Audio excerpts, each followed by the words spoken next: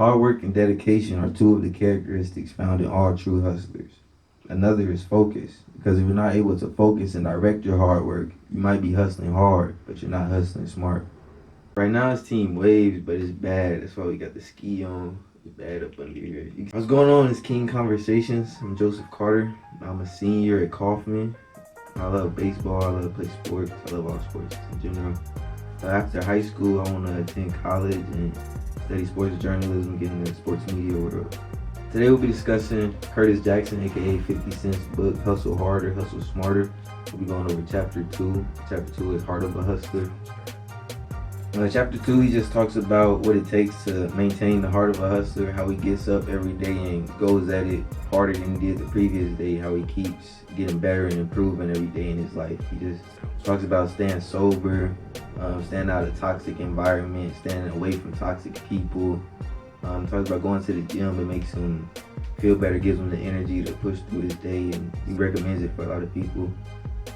Talks about how when he takes a loss or when something doesn't go his way, he's right ready for the next one. He's not dwelling over it and feeling sorry for himself. He goes to talk about how he loves the grind, how he loves the work. That's what he does it for. How he loves that more than he loves all the money and the women, all the accolades, everything that comes with what he does. He talks about how he loves the work and the true grit of it, the part that people don't see. That's what he loves the most. That's what keeps him going. You might see a picture of my new car or a view from my apartment on IG with the hashtag work hard, play harder. The car is in the view are real, but the hashtag is fake. The truth is that I work much harder than I play. That's because I enjoy to work more. My attitude to my career is whistle while you work. Every 18-hour day on the set is fun for me. Every all-nighter in the studio is a joy. Every 4:30 a.m. wake-up call is a blessing. The signal that I'm getting another chance to do something that I love. Here Mr. Jackson just talking about how all the parts of his life, his career that people would maybe just brush over or look past, that's what he loves the most. That's what he does it for. It's not for the reasons you would think or for the reasons that people look at his life and say, oh, that must be nice to have.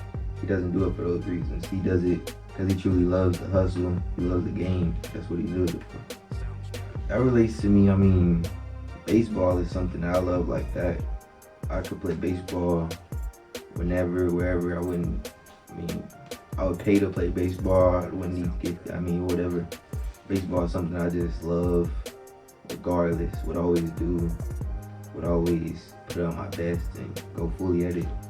I think the fun that I had playing my childhood, playing when I was younger, playing with Coach Chris and the Kings, just the fun, the type of baseball that we played, that just made me fall in love with the game, made me want to play no other way. And that's the baseball that I love, and that's the baseball that I still play and will always play. Yes, I enjoy the behind the scenes of baseball at the cage and the bullpen, just me and the catcher, me and coach telling me to fix the grip on my curveball, something like that. And I definitely enjoy the parts that nobody sees of the game that makes you go out and win when everybody is seeing it. Despite not being the most talented, best looking, or most experienced, how do I keep finding success in so many different fields? I hustle as hard as I can, day in and day out. Plenty of people might be willing to out-rap, out-perform, or even outsmart me. But no one, and I mean no one, will ever outwork me. I hear Mr. Jackson just saying how even though he might not be the guy with the most experience or the most whatever it is that you need to succeed, that would help you succeed in whatever it is he's trying to do, nobody that he's in competition with is gonna outwork him. Nobody's gonna do what it takes more than him to win. He's gonna do whatever it takes. He's gonna stay up later than everybody, get up earlier. Nobody's gonna commit to it harder than he is. People will say you're too small or don't throw hard enough, you're not strong enough. They'll say whatever they can, but it's up to you to just go prove them wrong, and that's what I love doing.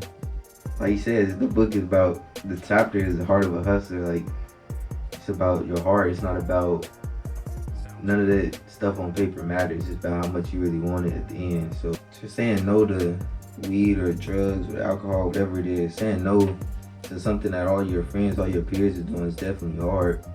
And it's definitely something that a lot of teenagers struggle with today.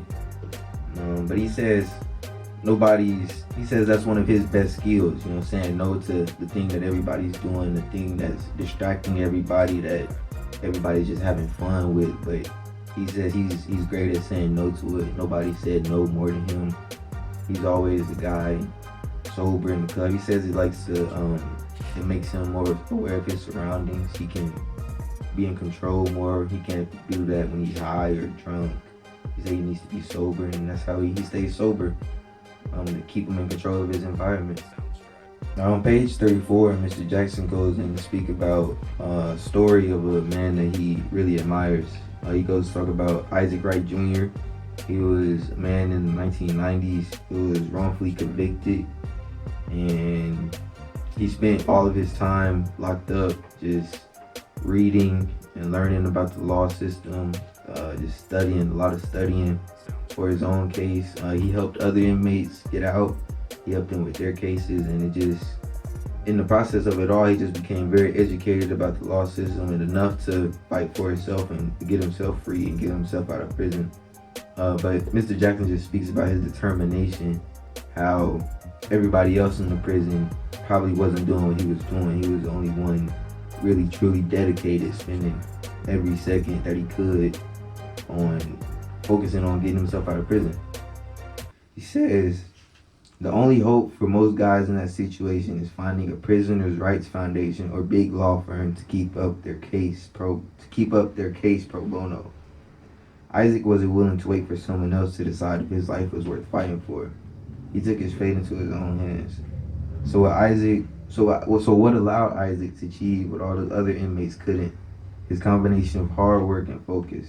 When Isaac got locked up, he didn't spend time debating who were the best rappers with other inmates, or writing to old girlfriends in his cell, or bullshitting out on the yard.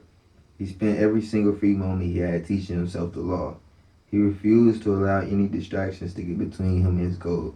There was no confusion in his mind about what he was doing with his time. If he wasn't eating, sleeping, or on work duty, he had his head in those law books. No, I mean, I'm not sure exactly, I can't tell you what it is other than I just love the game. I just love to compete. I love to win. That's just what keeps me locked in during the game. That's what keeps me focused for 3 hours.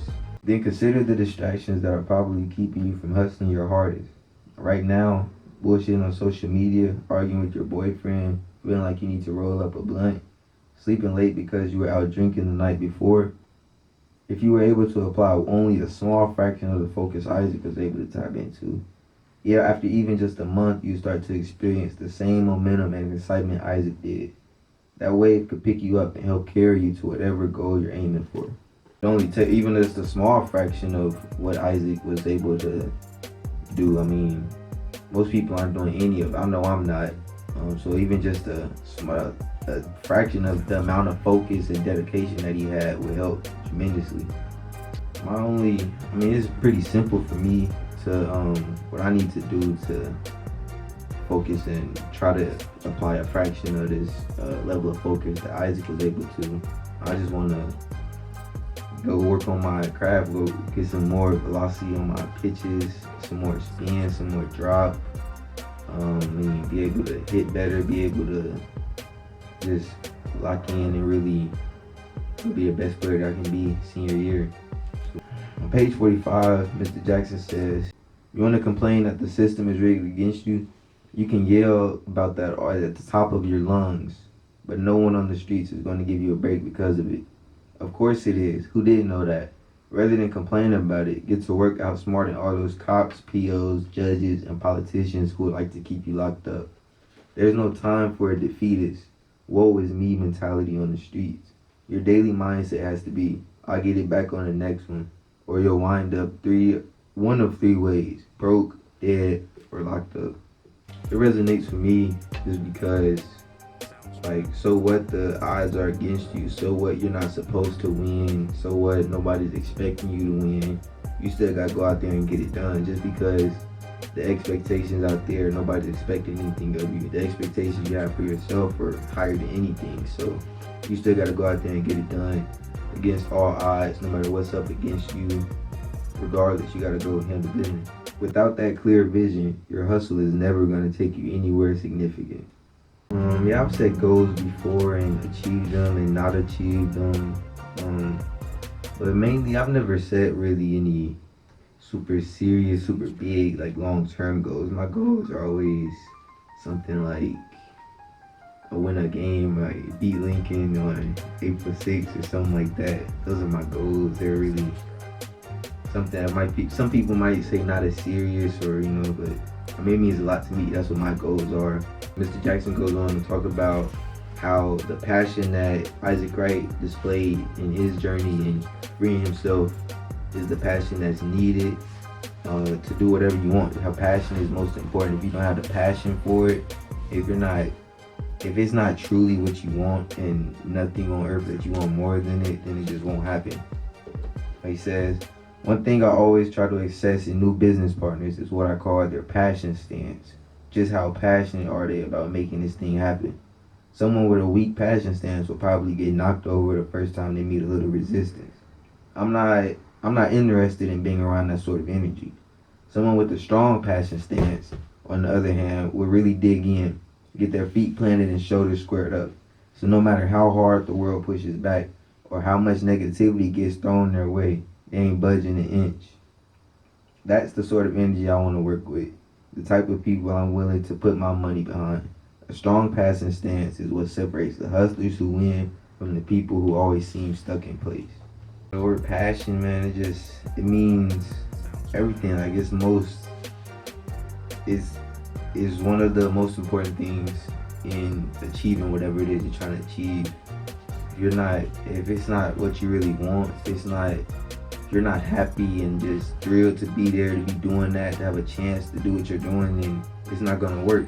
If you don't have that passion, if you're not doing whatever it takes, no matter what setbacks, no matter what, if you're not doing whatever it takes to get the job done, then it's not gonna work. Before I read the book, I just knew of 50 Cent as a rapper back in the day and a guy that he's the producer of Power now. That's really didn't know too much else. The common person definitely, when they say that they want the money or the fame or things that come with the lifestyle that people like him live, they just want the fame, the money, that's all they want. They don't want to work. They don't love the work like he does. He says that's why he has all the fame and the money that he does have, because he loves the work, not because he loves the money. That's not what he does it for. He does it because he loves the work. That's what he explains so much. The common person just doesn't see that, I don't think. It's important to read books from people that have been in your position before, that have faced the struggles that you might be facing or going to face, that they know how to overcome it. And it's very important to see somebody like you that was once in your shoes now in a much bigger stage, a much bigger light, doing things that you want to do or maybe didn't think you could do, doing those things and showing you that there is a way. Yeah, I'm definitely glad that I'm reading this book with a bunch of peers my age and older men like Coach Chris to help us walk us through it. It's definitely helpful. It's definitely something that's needed. To be an effective hustler, you must be able to identify what you want. It doesn't have to be a big concept like freedom. There might be something much more specific you have your sights set on. Your goal might be to be the first person in your family to graduate from college, or to open your own restaurant, or to save up enough money to travel the world.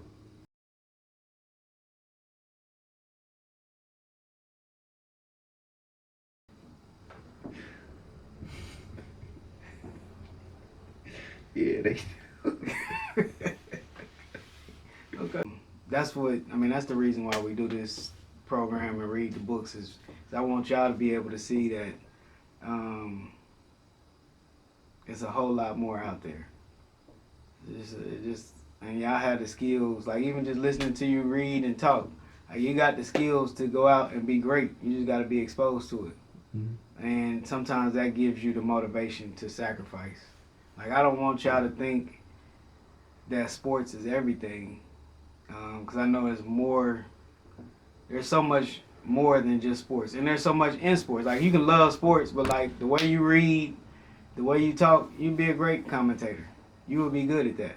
I mean, you just got to practice and do it. Like, you can practice and do it now. You can give a summary of the Royals game. You know what I'm saying? Like, but you just got to do it and be the best at it. Like, that could be your lane. I think for too many times, and I'm guilty of it too. I'm not as guilty as some coaches, but the only time we talk to you about college is sports. Oh, you good? You can get a scholarship.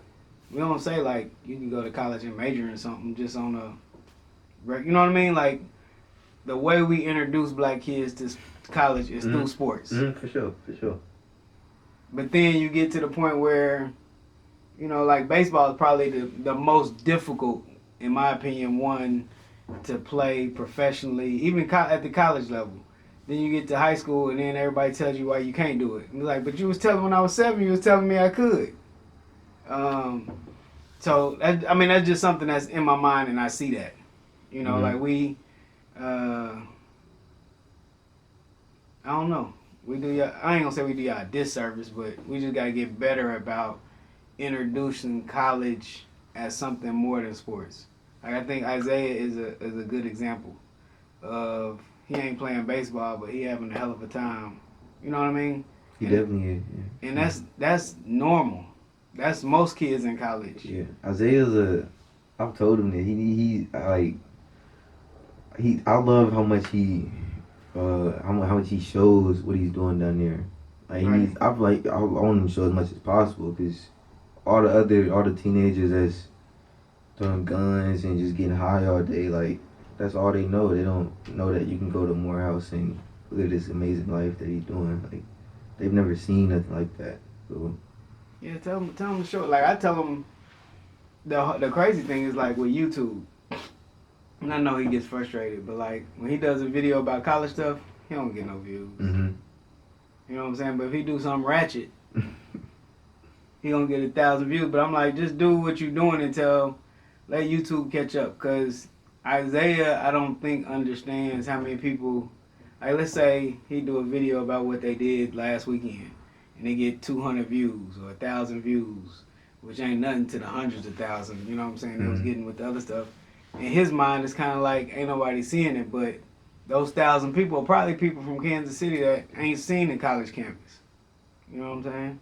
But that's why it's good. That's one thing I do like about Instagram, is a lot of kids from Kansas City are going off to school and having a good time. Yes,